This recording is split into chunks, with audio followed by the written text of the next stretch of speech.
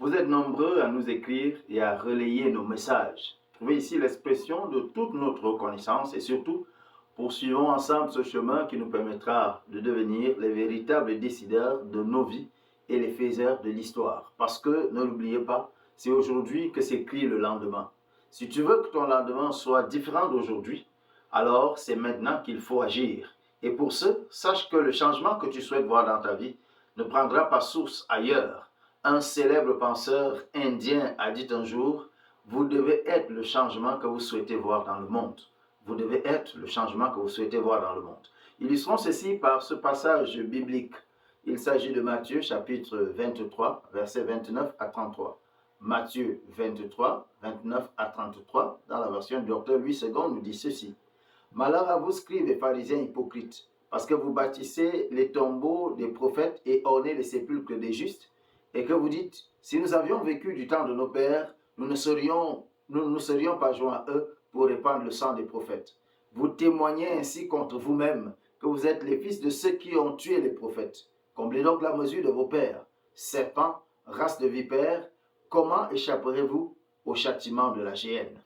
Ce passage nous donne de savoir que nous portons en nous-mêmes les facteurs qui déterminent notre avenir. Tu portes en toi les facteurs qui déterminent ton avenir. Ainsi, si tu veux que les choses changent, commence toi-même par changer.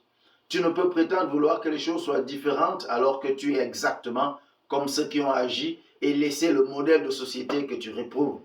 Les pharisiens et les scribes déclarent ici que s'ils avaient été à la place de leur père, ils auraient agi différemment et n'auraient jamais condamné les prophètes à mort. Pourtant, c'est ce qu'ils font avec Jésus. Peut-être parce qu'ils ne voient pas Jésus comme un prophète, peut-être aussi parce que pour eux, Jésus n'est que le fils du charpentier. Peut-être parce qu'ils pensent être plus éclairés que leur père. Des erreurs que nous commettons aussi aujourd'hui. Nous commettons le mal, nous condamnons les autres à la souffrance, mais pensons que ce que les autres ont fait était mal ou alors pire. Nous ne nous rendons même pas compte que ce que nous faisons maintenant est pire que ce que nos prédécesseurs ont fait. La seule différence, ce sont les circonstances et les méthodes.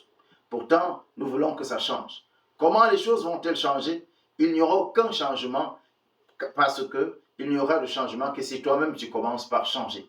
L'injustice, par exemple, s'arrêtera autour de toi si tu commences par mettre un terme à cette pratique pendant que tu es aux affaires, pendant que tu es celui qui influence par ses avoirs, par ses relations, par son allure. Sinon, après toi, l'hémorragie continuera. C'est avec toi que le changement doit commencer et ça commence justement aujourd'hui. Abonne-toi, like, mais surtout partage et permets à d'autres de savoir comment faire changer les choses autour d'eux. À bientôt.